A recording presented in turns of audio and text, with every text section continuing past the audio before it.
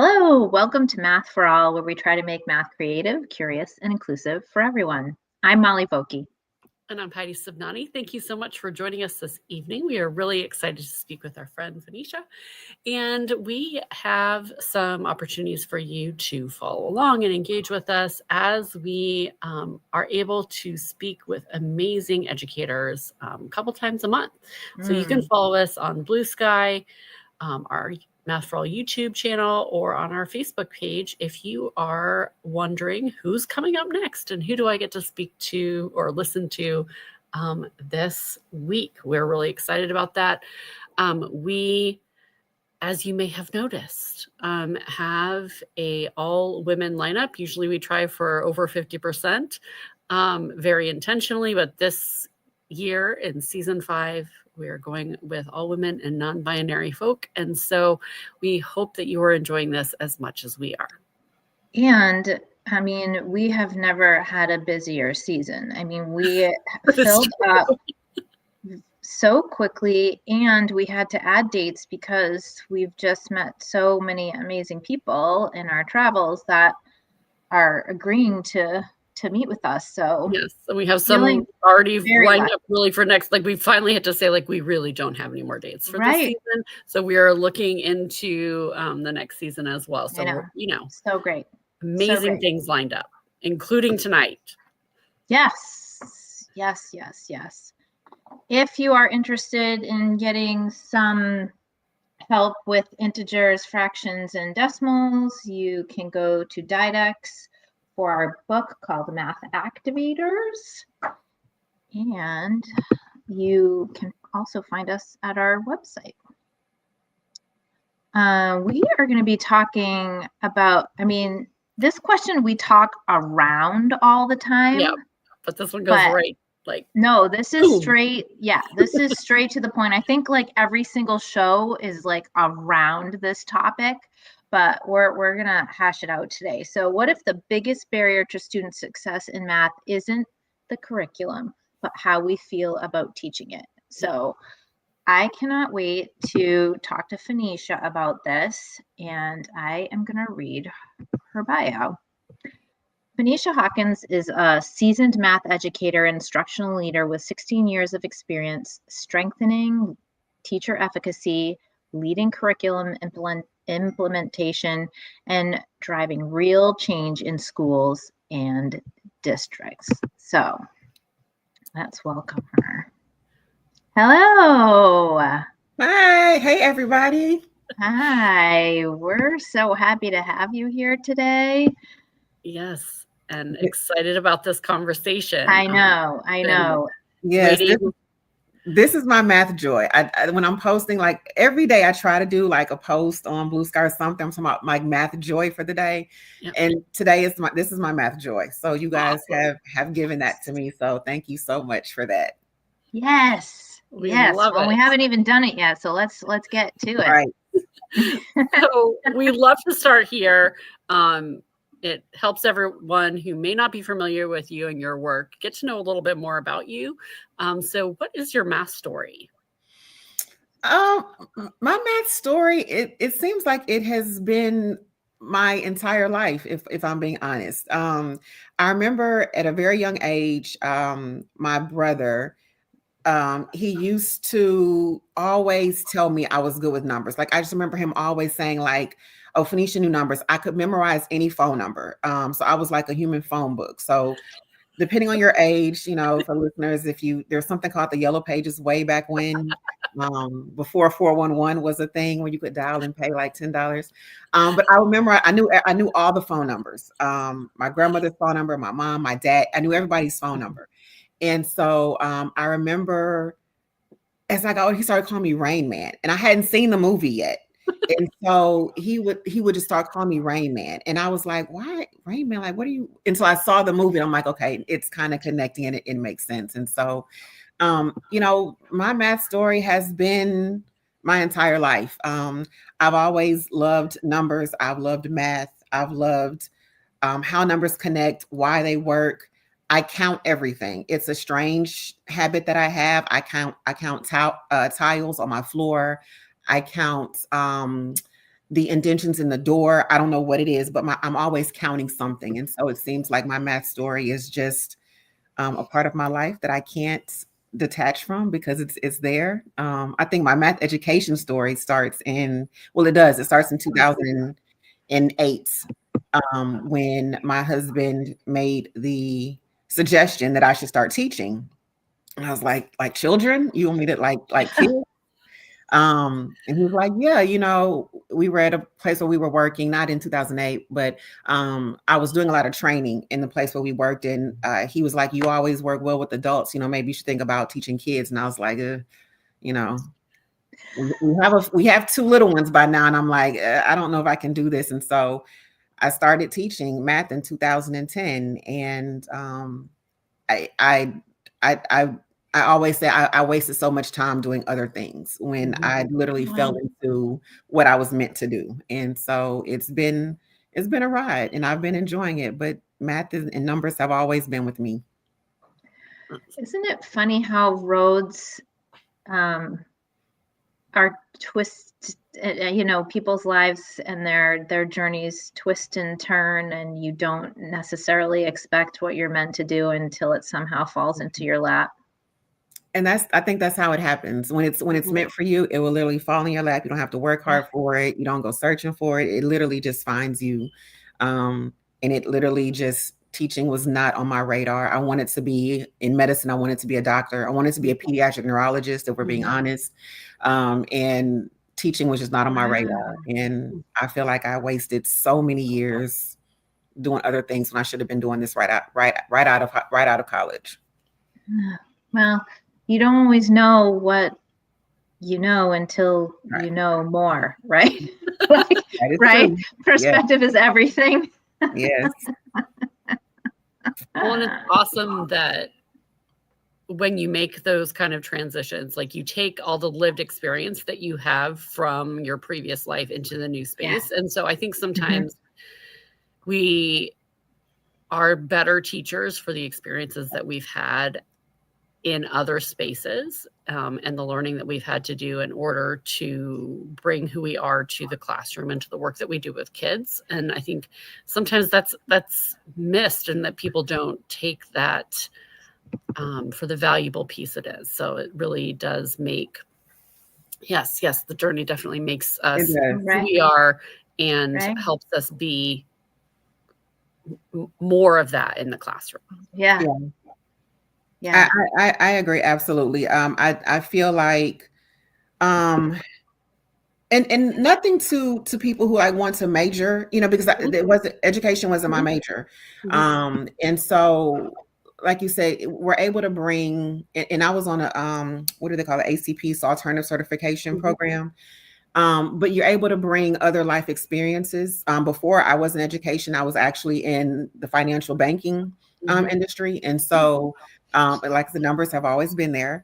And so you're able to bring a different perspective, I think, when you have other life experiences, instead of coming out of, majoring in education and maybe doing some student teaching and that being your first introduction to education. But, when you have the other backgrounds, it does bring an extra added layer that, if you use it properly, can really be used in that real world component of what we do in education, if used properly. Well, and it shows kids that the math that they're doing can lead to somewhere, and be an impactful part of their life outside of school math or classroom learning. And so I think that's always really a really important aspect to bring to the students that we work with. Yes. Yeah. Yes. I think about just leaving NCTM. Actually, that's the day of your session. I went out to dinner afterwards, and on the corner there was a guy, a young man, Muhammad was his name, and he was selling timeshares.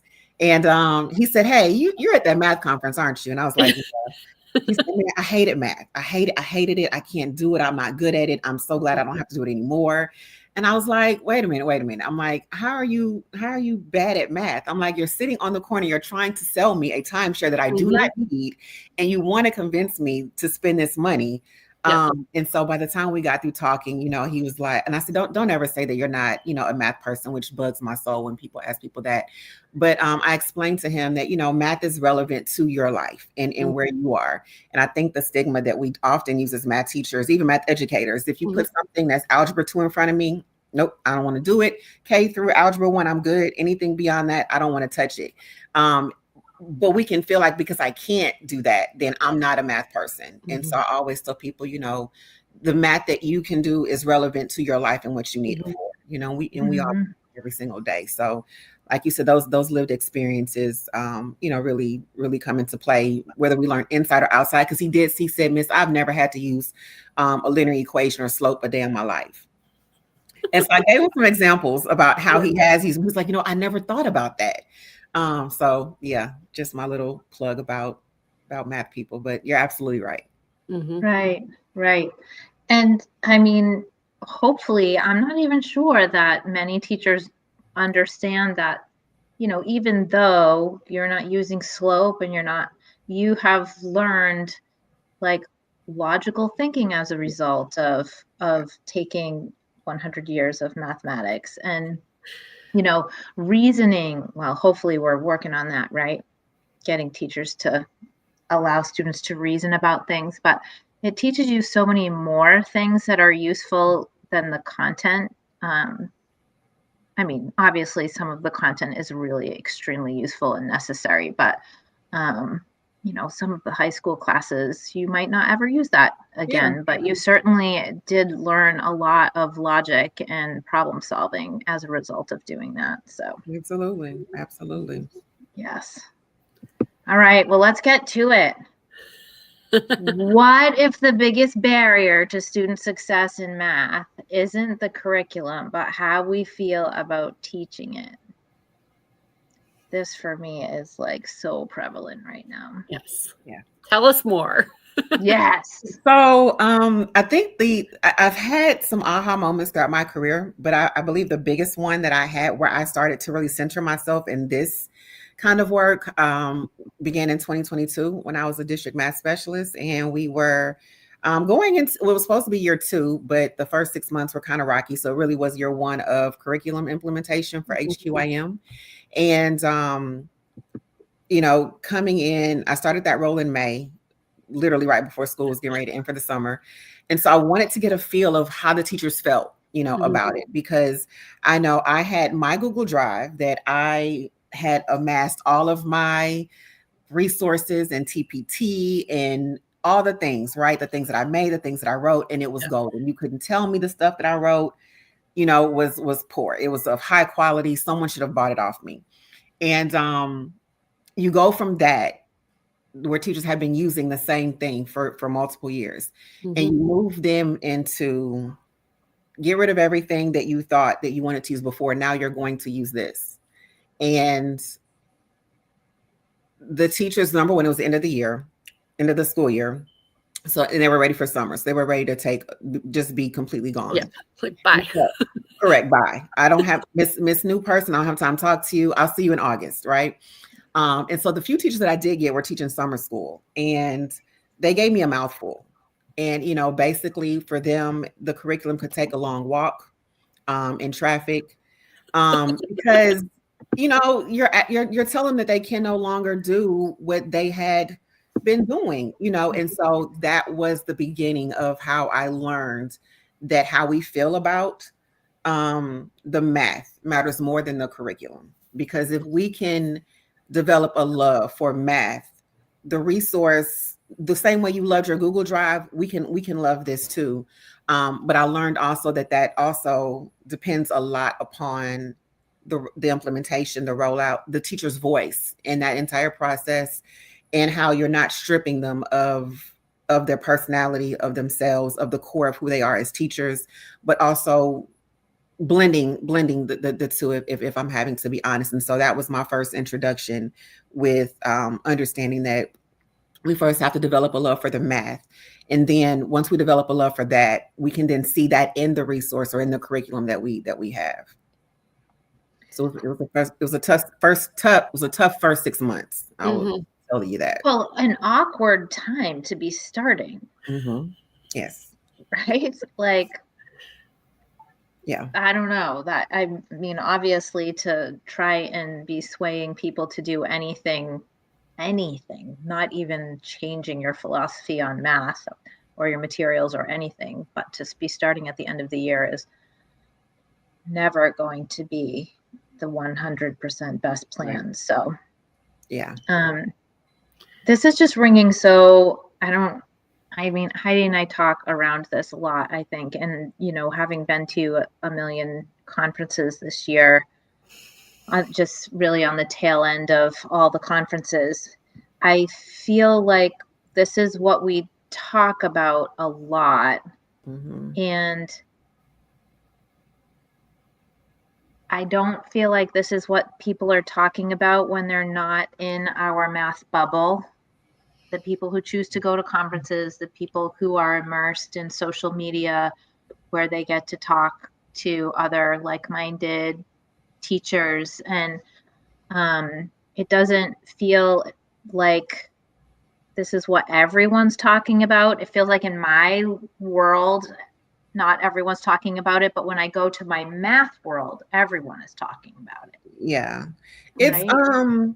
It's interesting because I don't think, like you said, it's the topic, but we kind of just, graze the surface. We don't really get into it. Mm-hmm. And I think once you'll get an earful if you actually talk to teachers. So like go find a district where they've implemented any kind of HQIM or any kind of district or state. You're going to get the earful, because those are going to be the people who are going to say exactly how they feel about it. Yep. And we were doing debate math earlier this year, and there was this conversation about implementing HQIM or curriculum with fidelity, and what does that look like. And for me, what I got from those teachers, like the summer school teachers that I talked to, it wasn't that they didn't like it. It was that they didn't have a voice. No one asked them if this is what they wanted. They understood that the district, right, will make the decision for them, but they just didn't have a voice, and they felt like I even in the debate math, I believe it was maybe Bob Samwong, I think I heard him say that it just feel like it just strips you of everything that's supposed to be yours. And that was one of the first things that I did. I took everything that they told me that they hated about it, and I had to develop a plan, because again, they're gone. They're getting ready to go for the summer. And I'm not going to see them again until the dreaded PD that they don't already want to come to, in August. So I got to prepare for that too, right? And so what I did is, the first thing I did to make sure that how they felt about the math and the curriculum was separate before I could ask them to combine it, was take all of their concerns, and I had to figure out a way to get rid of the excuses. If we're being completely honest, I don't have with the district test and field trips and campus assessments. I don't have time. So I began to really understand my blessing and being able to teach, and having taught 6th, 7th, and 8th grade math and coaching it, because I was the only one for middle school math. And so I had to rewrite our pacing calendars for each grade level. And I was able to take my experience in teaching all 3 grade levels and say, you know what, okay, they say we need 2 weeks for this. We don't. We can get this done in 4 or 5 days. Or, hey, proportional reasoning is coming up. They only want 18 days. I think we're going to push it to 30. And because I shaved days here, I can add more days here. I don't know about the rest of the world, but here in Texas, where they say we are our own country, every math teacher in Texas needs at least 2 to 3 weeks before state testing to review. It's just what teachers want. So how can I make sure I get that? So I had to make sure that when the teachers came back in August, the small sample group that I had, I was able to represent all this information with minimal disappointment. And I think I did that as much as I could. And I think another thing that we did was the assessments. Every campus was kind of doing their own thing with assessments. And I'm like, well, if we have a new curriculum and we want to measure it and do apples to apples, we got to stop all this different assessments. So we created district common assessments. And my old director will say that we kind of leveled the playing field. And made it easy for everyone to attain. In a district, that district had 35,000 students. 7,000 to 8,000 were middle school kids. Wow. We had 9 middle schools. And again, it was just me. I was the only middle school math person. And it was just about thinking about everybody through a lens of equality, but also making sure it was equitable, because what the blue ribbon school needed was not what a school that had underperformed, for the last 5 or 6 years needed. And so it was really a juggling game that we had to play. And so that was the first thing that we had to do, is to make the teachers feel comfortable with being told what to do. Yeah. And I feel like there's this balance between moving from the way that I experienced math as a child, and as a learner, which was, you better be quick and be able to memorize and follow just a structure, and we're not going to figure out where this goes. And I feel like many of us had that experience as children. And one of the things that HQIM products are supposed to be, not that all of them do, but are supposed to be getting at, is really a more open way of problem solving, where we're using how students see the math and what they're bringing to the math classroom, in terms of strategy, in terms of lived experience, in terms of their cultural and socioeconomic backgrounds. We're using those things to help build the math classroom and build how we experience math in ways that are authentic and meet students where they are, right? And so when we're being asked to do these major shifts in the type of math that we're giving students access to, it's often, not always, but it's often not the experience that every child has had in all their classrooms, right? And so that idea of are we starting from a place of equity where everyone is having the same experience in the sense of access and coherence and rigor, because it can matter greatly what teacher you end up with. In the old way, right? In the old way of doing things, you had a Google folder full of all of the things. But if you're a brand new teacher coming in, unless you have a great mentor teacher who's willing to share the Google folder of all of the things and walk you through, you don't often have that kind of toolkit immediately available. And so then you're spending time looking for quality tasks and resources for students, plus thinking about how you're adjusting for different student needs and how you're making it accessible to students who are multi-language learners, and all of these different things that I think people don't think that we often need. Right. Not that HQIM fix this, right? It doesn't fix it, because we still bring our mindsets to this teaching, right? How we see kids, how we see mathematics, how we are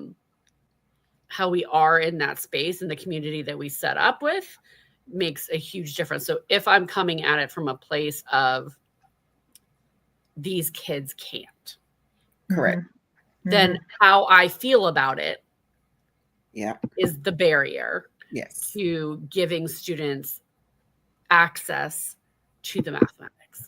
And so I'm not, because I don't believe it becomes this self-fulfilling prophecy in what they do going forward.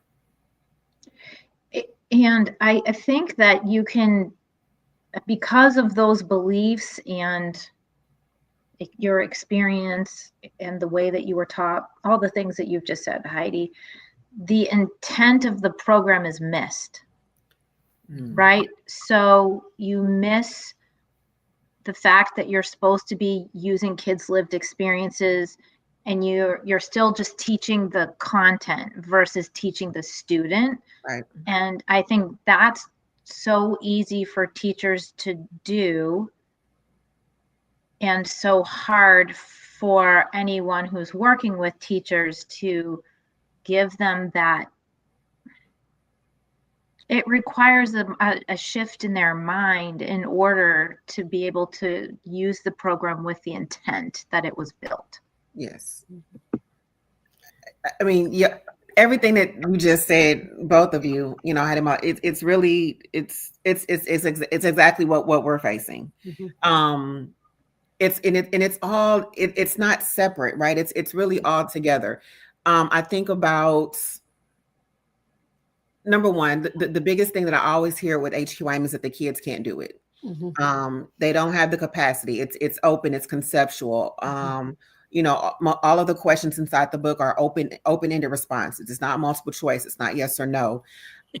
I'm going to say something, and what I'm going to say is my experience with 9 middle schools and 80-something teachers and 7,000 to 8,000 kids, and even in my new role.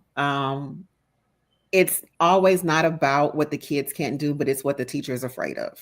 And there, yep. It's we put the label on our kids that they can't do it. Well, the kids can't do it because you don't even believe that they can. Right. But if we say it's them, then we don't have to take responsibility. Correct. Absolutely. Absolutely.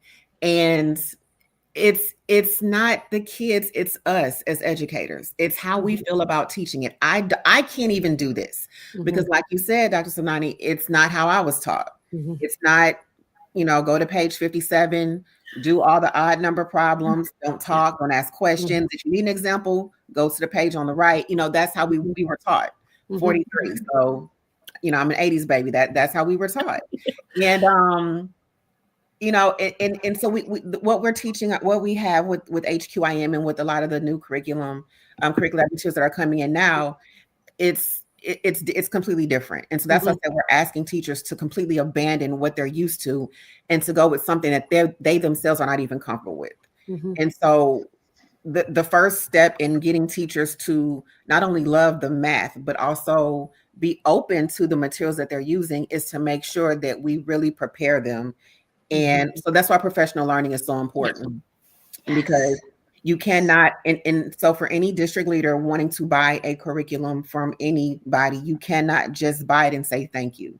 If you're going to buy the curriculum, find the dollars to also invest in partnering with that organization so that they can come in and they can properly train your teachers. And I'm not talking about 1 or 2 days in the beginning of the school year. It has to be a partnership. I think one of the reasons why the 2.5 years that I was at my last role, it was a partnership. And so for all the things that we talked about, the making sure teachers understood the why. That was actually my interview. I had to do a presentation. My interview for that role, my then director, Robin Kerr, she said, hey, here's your interview, and it's going to be where you have to do a PD for brand new teachers.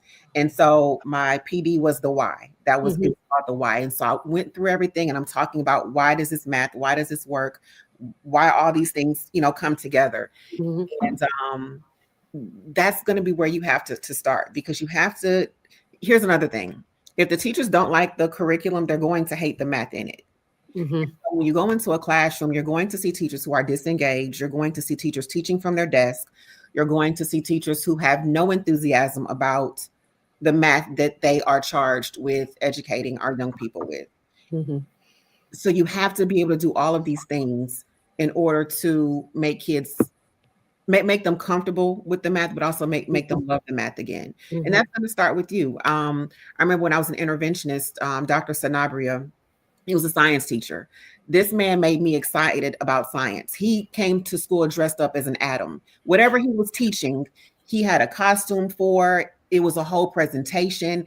And guess what every kid in the class wanted, in the school wanted to go. They wanted to be in Dr. Sanabria's science class because he made it so exciting, you know, to be a part of that. And we have to get that back in math. We have to make sure we're excited about it. But if it's HQIM, when it comes to HQIM or any curriculum material, you have to make sure that you invest in your teachers, and you have to make sure that you equip them with everything that they need from all the things that we talked about, because we don't have enough time to talk about all of it tonight. But You guys said it perfectly. We have to do that. And once you're able to invest in your teachers and get them to understand the value and the why, and include their voice, that's going to be important. I have to get to that point eventually tonight. You'll see the shift, and we did see the shift. Teachers began to, okay, let me try this, and I was fine with that. Okay, Phonisha, you on my back. Okay, I'll try it, and that just try it. That's all I need you to just try it.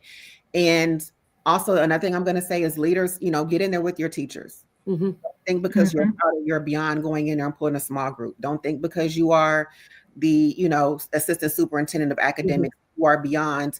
When you're walking observing classrooms, get in there and let your teachers see you going through the things with them, because when teachers understand that we'll go through the hard things with them, they'll do anything we ask them to do. It's a lot of nuances, it's a lot of small things, and then we'll get to teacher voice sometime, but talk to us about that. Like, how do you balance, or how did you in your situation balance the need for an adoption with intent and the teacher voice? Because I think like that's still always this teeter-totter that we're on. How did you tackle that in your situation? There were some teachers who wanted to just teach from the book, right? Because I'm not that creative. I don't want to put that much energy into it, fine. But I had some teachers who was like, my voice is not here, and I'm used to being creative. I'm used to making things. So we started this campaign called Taking It Off the Page, where I encouraged teachers, as long as they were comfortable. I wasn't forcing everyone to, but if you were comfortable, if it was a lesson, for example, it was a lesson about integers, and they used the football field. One of my teachers took her kids out on the football field. So instead of doing the work on the page, they literally did the same exact lesson on the actual football field. I had another teacher who, shout out to Miss Williams at Robertson Middle School. Her whole entire classroom was hip hop themed, like from the 80s. And so a lot of her lessons she would tie in, although that her kids didn't really understand, like who was LL Cool J, and like who's back him, and Martin. Music history while you do that. That is in and of itself worth it. I walked in her classroom and I was in heaven. Like this is I get to see my childhood, the hip hop poster on the wall. But a lot of the things that she did was tied to hip hop. And then you have Miss Powers, who was also at Robertson. She's, she was a younger teacher. So her entire thing, like, she had Nicki Minaj posters up, and she had Drake, and all these different artists, and so she everything that she do was tied to a specific theme. I remember Jasmine Wyatt. It was one lesson about linear equations where the lesson was about making t-shirts. Her kids literally made a t-shirt business, like they literally designed t-shirts. And so it was about taking off the page and putting your voice. If I came into your classroom and, math teachers, we love our math notebooks. And so teachers were like, hey, I can't use my math notebook with this. Okay, well, let's figure out how.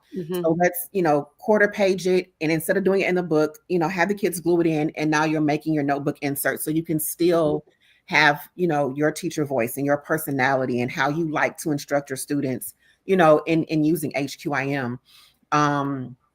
I wrote in my most recent blog, Dr. Will Simpson, I remember he told us about making sure when we're using our voice to not diminish the integrity of what the curriculum is trying to do for our lack of knowledge. And that was like so powerful for me, because I'm like, why do teachers keep, if we're going back to the things that are hard for me, if this lesson is difficult for me as a teacher, in my lesson plan, I'm going to skip it. Not because it's not good for the kids or because the kids can't do it. That's my crutch, but it was really because it was too hard for me.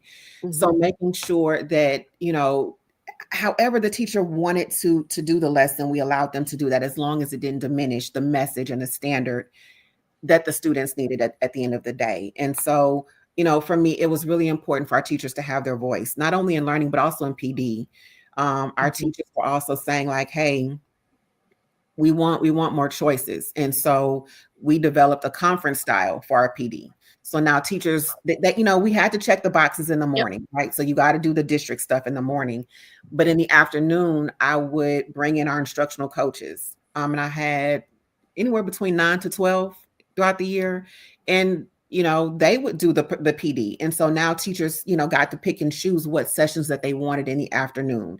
So if I'm a brand new teacher and I want to learn about what year one implementation looks like, I can go to that session versus I've been teaching 6 years. Why am I sitting through a year one session?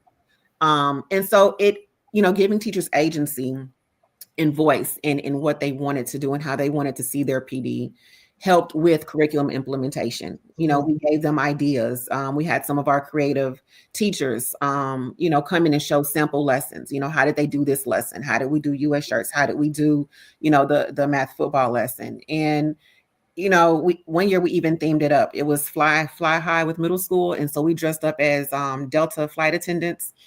And we had a pilot. And so when the teachers came in that day, they had to go through TSA. So we're making them run their backpacks through this fake metal detector.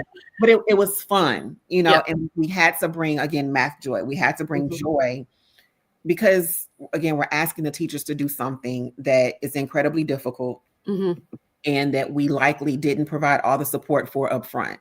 So now let's see what we can do to buffer that and to make it better and correct what we didn't do right the first time, and falling on that sword and saying, hey, we messed this up. Now we got to fix it. And it became something really beautiful, in the end. And when we went into year 3, it wrote itself. All the things that we were having to fix in year 1 or, the first year and a half, by the time we got into year 3, it was beautiful. And we saw more creativity. We saw teachers taking it off the page. Myself in the neighboring district, who also were doing the same curriculum, like we would have little Twitter wars, like we would post something and then I would see another teacher and I'm like, okay, hey y'all, they can't beat us. We gotta do better. And so, you have to bring the joy, right? And so we the joy for math. And again, your teachers seeing you do the hard things with them, then it became a lot easier. And so they became, okay, I can do this. I can do this. I can do the hard things. And it blossomed into something that I'm very, very proud of. And it kind of got me on my trajectory for, everything that I've been doing since. I feel like all the while you're talking about this, I can't get out of my mind, like when I'm able to work with a district that is taking on a new curriculum, HQM, and I'm able to sit down with teachers and help them plan lessons. When we do the math, that's where the deepest rooted feelings and inadequacies and beliefs come from. And if you can just do math with teachers, eventually they're going to say, man, I wish I learned this way. Yes. It happens almost every time. Yes. I mean, I'm thinking specifically about fractions, which obviously impacts the middle school beyond what words can describe. But it's often in that subject that teachers will say, I wish I had this when I was learning. And they're grown adults relearning the math in a much deeper level and understanding that there's choice and not just one way to solve things, and that you are supposed to understand it. Yes. But right, like every minute that you were just talking there, that's all I could think about, because for me, that's where I see those moments of math joy. Yeah. Even though these people are not quite yet taking it off the page, and they're not saying, I actually do have a better lesson than this that can, I can substitute this one lesson or whatever.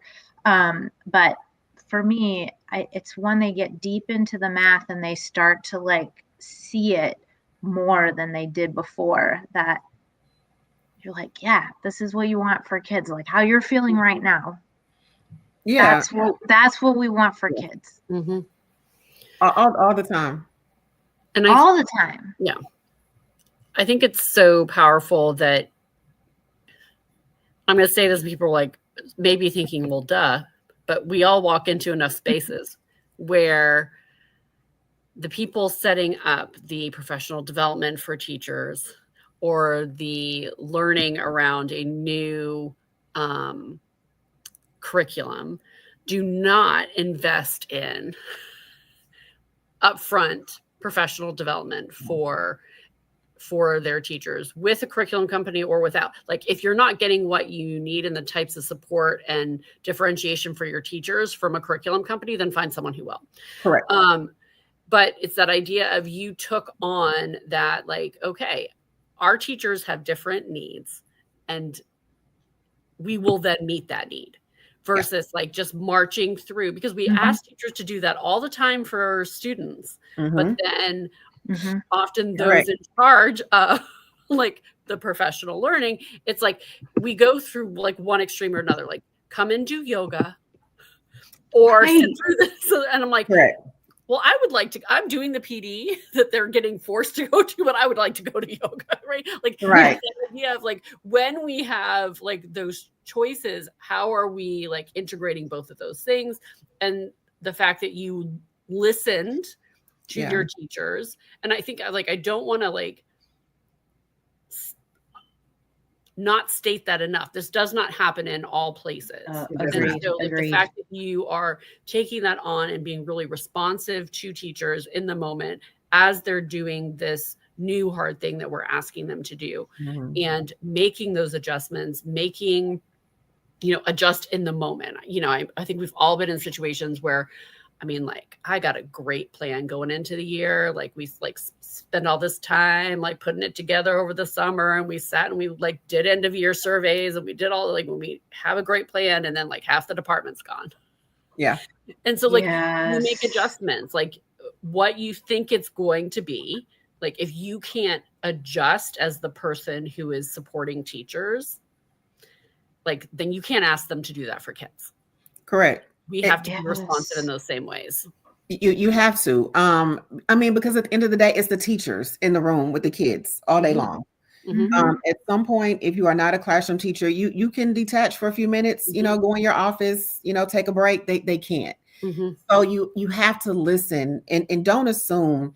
A lot of times the further we get from the classroom, we begin to assume, and we begin to make decisions for teachers when we ourselves haven't been in the classroom, in however many years. I'm grateful that I'm still in schools. I'm grateful that my last year in the classroom was literally 2022, when I was an instructional coach and I still had to teach 6th, 7th, and 8th grade math. And so the decisions, even now when I'm thinking about things and I'm thinking about, how to support teachers, I'm not that far removed. And so that's why I say, like, and even if you are, when you're doing your walks, on campuses, pull a small group when you go in the classroom. I tell my teachers when I'm going in, they'll say, "Are you Phonisha? Or are you Miss Hawkins today?" And if it's going to come in, and Phonisha's like today, for example, I was in the classroom, and he's in his first few minutes of his class, and they have like an AI block where they do an intervention. And so they were doing blended learning. And so I just sat down where I want to sit, and it was a couple of boys around me, and he started doing his small group up front. And so I'm here with 2 kids, and we're doing linear equations. And one of the babies was receiving special services. So he had an IEP. And I knew him because I knew him from last year. I'm kind of following these same kids. And so I'm like, okay, hey, go get your calculator. He's like, "Miss, I don't need it." I'm like, okay, well, I'm glad you don't, but let's just go get it so we can have it. And I'm sitting there and I'm really thinking about, just the support that teachers need. And while he was over there, the teacher's over there with a small group, I was able to take something off his plate and be Phonisha and work with these 2 babies. And then that way, when Miss Hawkins comes in with the clipboard, it feels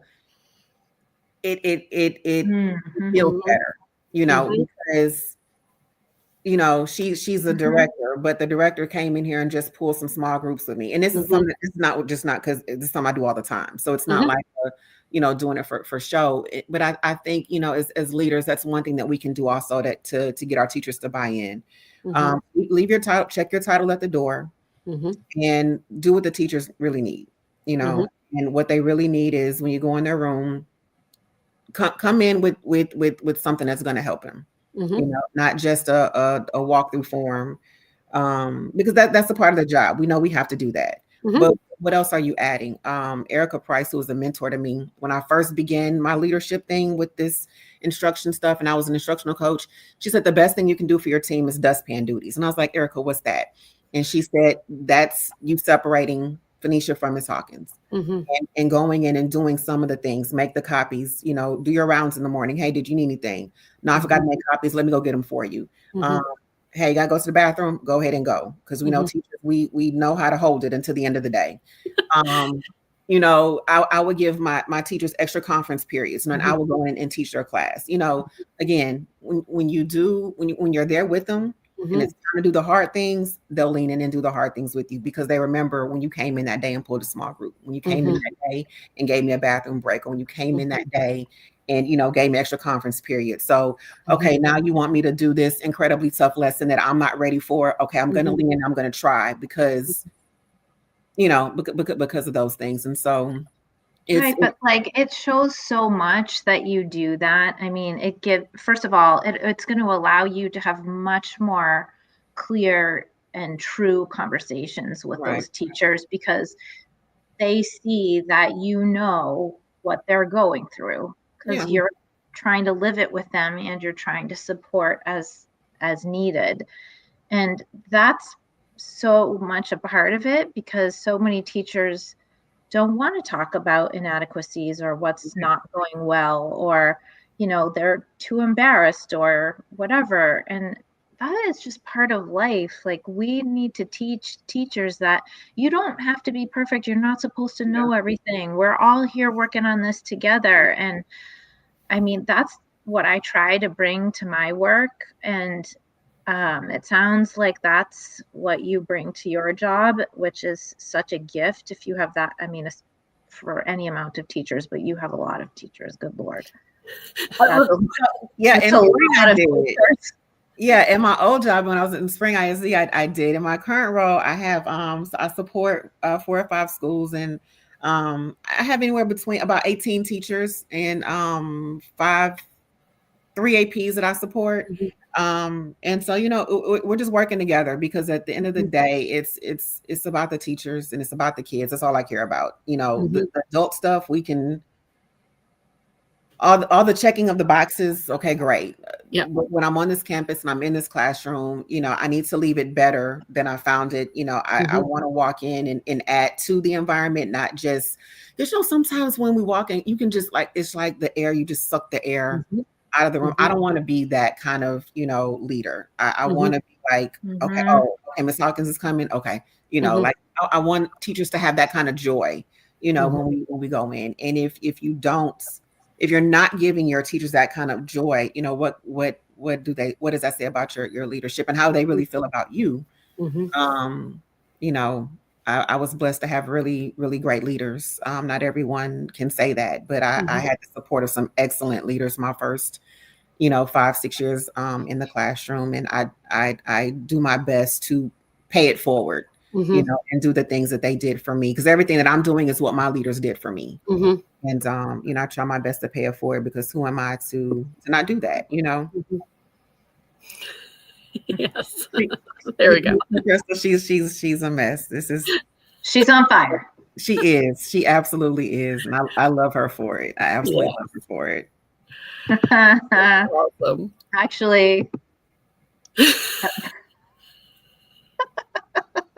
But she's not wrong. She's not. Shout out to Crystal. Shout out to Crystal. Yep. She's been an amazing mentor, more amazing friend. So so great.